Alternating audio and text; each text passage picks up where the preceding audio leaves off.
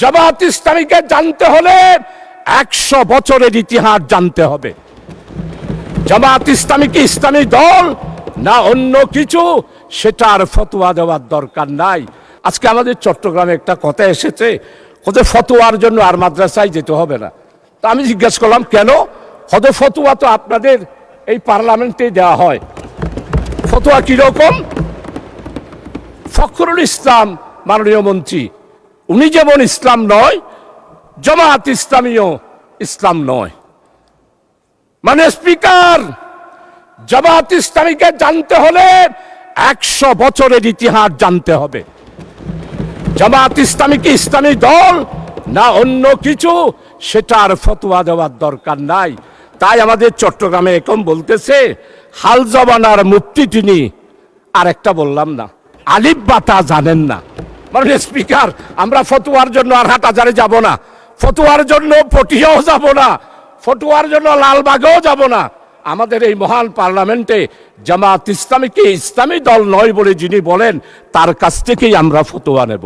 মানে স্পিকার, জামাত ইসলামীর ইতিহাস, গণতান্ত্রিক আন্দোলনের ইতিহাস, জামাত ইসলামীর ইতিহাস, ইসলামের উপরে যখন এই আঘাত এসেছে, জামাত ইসলামী বজ্রকণ্ঠে রাজপথে প্রতিবাদ করেছে, সারা বিশ্বে স্বীকৃতি দিয়েছে। জামাত ইসলামী হলো ইসলাম রক্ষার জন্য একটি মাত্র বাংলাদেশে, অন্যান্য ইসলামী দলের মতো নয়। জামাত ইসলামী গণতান্ত্রিক, নিয়মতান্ত্রিক, মানুষের অধিকার প্রতিষ্ঠার জন্য, ওয়েলফেয়ার স্টেট কায়েম করার জন্যই জামাত ইসলামী।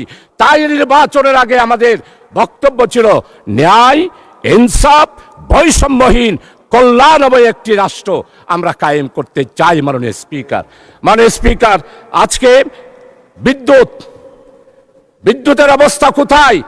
ক্যাপাসিটি চার্জ, আপনারা ক্ষমতায় আসলেন 4 মাস, এখনো পর্যন্ত ক্যাপাসিটি চার্জ আপনাদেরকে দিতে হচ্ছে।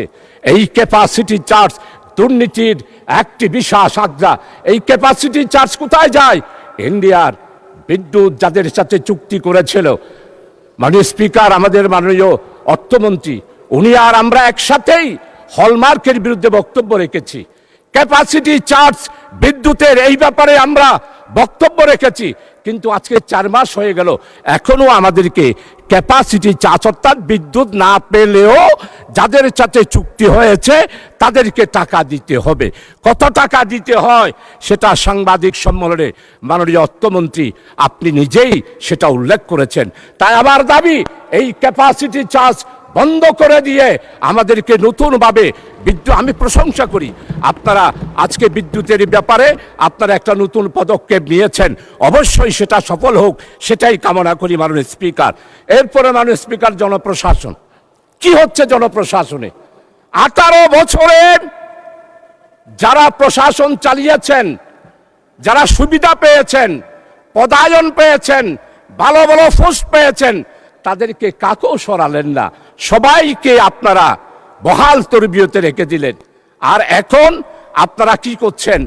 জনপ্রশাসনে 18 বছরে যারা নির্যাতিত, যারা পদায়ন হয় নাই, যারা প্রমোশন পায় নাই, তাদেরকে আস্তে আস্তে করে সবাইকে সচিব পদ, জয়েন্ট সেক্রেটারি পদ, এডিশনাল সেক্রেটারি পদ থেকে আস্তে আস্তে তাদেরকে আপনারা বিদায় করে দিচ্ছেন।